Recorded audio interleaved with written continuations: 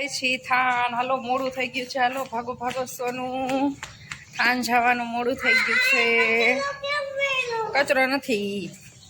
યુટ્યુબનો આથી પહેલો પગાર આવ્યો છે તો જાવું છે ગુરુજીના આશ્રમે. ગુરુજીના આશીર્વાદ લેવા એને થેન્ક યુ કહેવા. તો મોડું થાય. હાલો ભાગો ભાગો.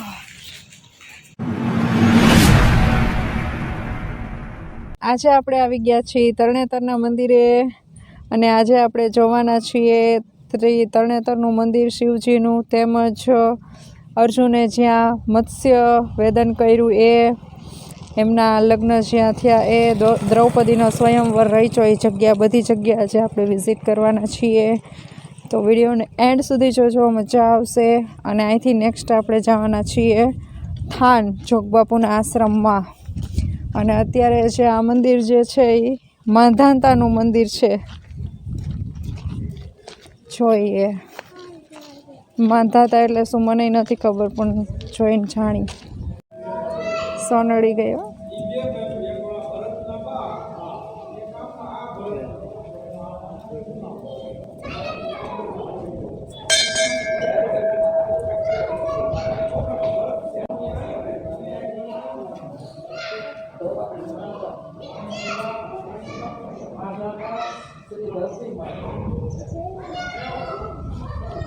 વાહ, શું છે?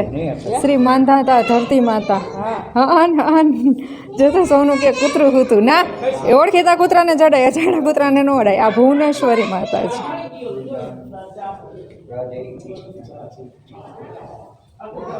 વાહ, કેટલું મસ્ત મંદિર, જોરદાર મંદિર છે.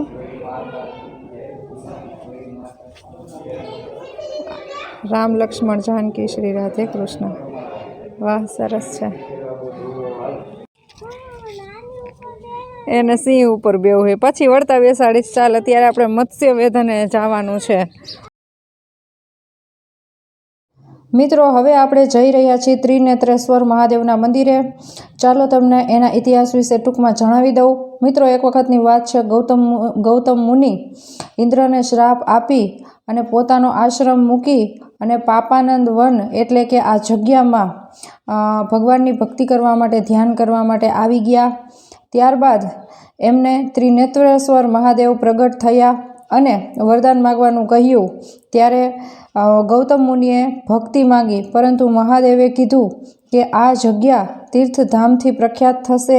આ સ્થળે સ્નાન કરીને મારી ત્રિનેત્રેશ્વર મહાદેવની પૂજા કરશે તો તેને ગંગા અને ગોદાવરીમાં સ્નાન કરવાથી જે ફળ પ્રાપ્ત થાય છે તે જ ફળ અહીં સ્નાન કરવાથી પ્રાપ્ત થશે. અને આ સ્થળે ચૈત્ર ભાદરવો અમાસ અને શુભ દિવસે પૂજા કરવાથી, પિતૃઓને ગયા તીર્થમાં શ્રાદ્ધ કરવાથી જે તૃપ્તિ મળે છે તેટલી જ તૃપ્તિ આ સ્થળે શ્રાદ્ધ કરવાથી મળશે. મિત્રો, અમે ગયા ત્યારે બધી જગ્યાએ પિતૃ કાર્ય ચાલી રહ્યા હતા. તો અહીંયા પણ તમે પિતૃ કાર્ય કરી શકો છો. પિતૃઓને તૃપ્તિ મળે છે. જેટલી તૃપ્તિ ગયા તીર્થમાં શ્રાદ્ધ કરવાથી મળે છે તે જ તૃપ્તિ અહીંયા શ્રાદ્ધ કરવાથી પિતૃઓને મળે છે. માટે કોઈ પણ મનુષ્ય આ પરબ્રહ્મ સ્વરૂપ બ્રહ્મકુંડમાં સ્નાન કરશે તે પાપ રહિત થઈ અને અવિનાશી લોકમાં જશે. મિત્રો, આ વરદાન ત્રિનેત્રેશ્વર મહાદેવે ગૌતમ મુનિને આપેલું હતું. તો તમે જ્યારે બી અહીંયા આવો ત્યારે અહીંયા જે કુંડ છે તમને આગળ વિડીયોમાં દેખાશે, એમાં તમારે સ્નાન કરવાનું રહેશે, જેથી તમે પાપ મુક્ત થઈ જાઓ. અને વિડીયોના એન્ડમાં તમને હું આખો લેખ પણ બતાવી દઈશ, એમાં આખો ઇતિહાસ લખેલો છે. તો ત્યાં જઈ અને તમે વાંચી પણ શકો છો. અને આની સાથે હજી બીજી એક કથા જોડાયેલી છે. એ કથા વિશે પણ તમને હું જણાવી દઉં. કણવ મુનિએ ગંગાજીની સ્તુતિ કરી અને ગંગાજીને પ્રસન્ન કર્યા હતા. ત્યારબાદ ગંગાજી પ્રસન્ન થઈ અને આ જગ્યાએ દર્શન આપ્યા હતા અને ગંગાજીના મુખમાંથી જળની ધારા પ્રગટ થઈ હતી. કામધેનુ સ્વરૂપે આ સ્થળે ગંગાજી પ્રગટ થયા. ત્યારબાદ ગંગાજીએ કહ્યું કે તમારાથી કરાયેલ આ સ્ત્રોત વડે હું ખૂબ પ્રસન્ન છું, માટે ઈચ્છિત વરદાન માંગો. ત્યારે ગંગાજીએ કહ્યું હતું કે મારું નામ આ લોકમાં ગૌમુખી ગંગાના નામથી પ્રસિદ્ધ થશે અને તેમાં સ્નાન કરવાથી તથા જળપાન કરવાથી મનુષ્યો પાપ રહિત બનશે.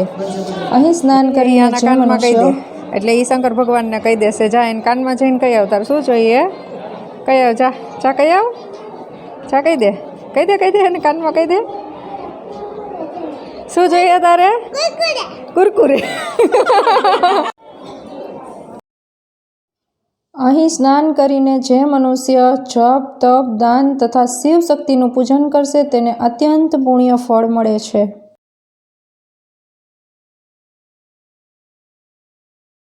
સિદ્ધિ પ્રાપ્ત થશે. તેમજ પાપોનો નાશ કરનારી ગૌમુખી ગંગાના નામે હું પ્રખ્યાત થઈશ અને તરણેતર ધામમાં ગૌમુખી ગંગામાં સ્નાન કરનાર દરેક મનુષ્યો પાપ રહિત થઈ અને આનંદને પામશે. આમ કહીને ગંગાજી અંતર ધ્યાન થઈ ગયા. આ રીતે આ બ્રહ્મકુંડ તેમજ ગૌમુખી ગંગાનો મહિમા અદ્ભુત છે.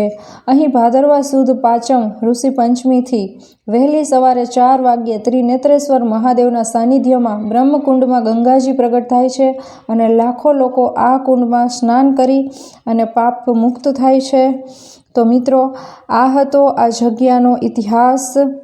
આમાં જોઈ શકો છો તમે, આ લખ્યું જ છે, બરાબર છે. પાપ પુણ્યની બારીમાં ગળકવાની વાત લખી છે. એ પાપ પુણ્યની બારી હું તમને વિડીયોના એન્ડમાં બતાવીશ.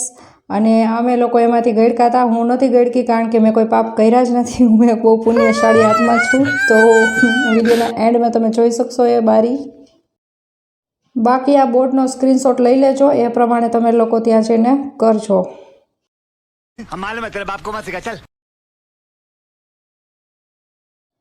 મિત્રો, અહીં સાક્ષાત ત્રિનેત્રેશ્વર મહાદેવ વિરાજમાન છે.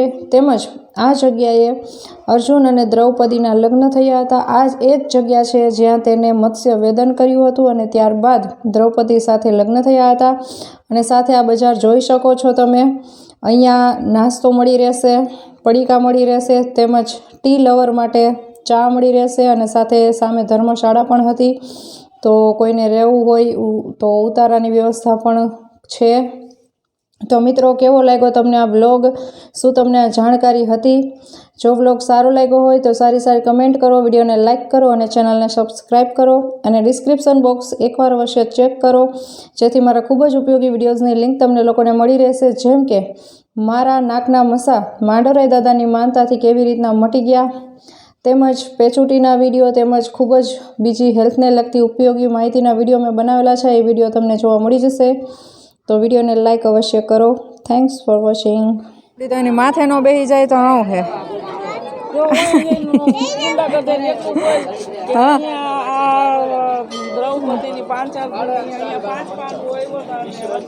કે આ મંદિર ત્યારનું હશે મમ્મી? આ ત્યારનું છે હે કે પછી બનાવ્યું છે મંદિર? કેટલું મસ્ત કલાત્મક છે, જો તો ખરા.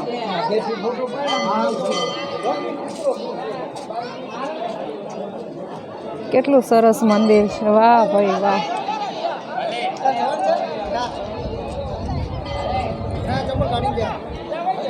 આમાં હું ગડકવાનું છે?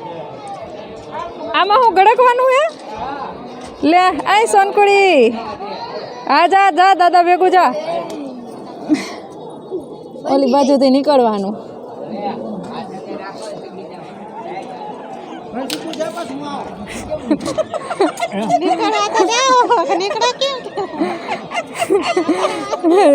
ગવાયા તો ગયા,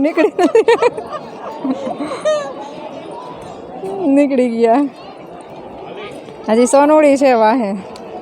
એ આવી સોનુડી, આવી સોનુડી, આવી સોનુડી, આવી સોનુ. આમ જતો નીકળી ગઈ. હા હા, એને એમાં નાવું હોય છે. લે, આ જ જગ્યાએ અર્જુને મત્સ્ય વેદન કર્યું હતું અને એમના લગ્ન આ જ જગ્યાએ થયા હતા. અને આ મંદિર આવેલું છે પાંચાલ ભૂમિમાં. અને પાંચાલ ભૂમિ એટલે કે દ્રૌપદીના પિતાનું સામ્રાજ્ય, રાજધાની એટલે કે પાંચાલ ભૂમિ. તો અહીંયા મત્સ્ય વેદન બાદ અર્જુનના લગ્ન દ્રૌપદી સાથે થયા હતા. અમે લોકો જઈએ છીએ થાન. અહીંયાથી ત્રિનેશ્વર મહાદેવથી 10 કિલોમીટર જ છે. થાનમાં ધ્યાની બાપુની સમાધિ છે, તો ત્યાં જાય છીએ. તો વિડીયો ગમ્યો હોય તો વિડીયોને લાઇક કરજો, ચેનલને સબસ્ક્રાઈબ કરી દેજો.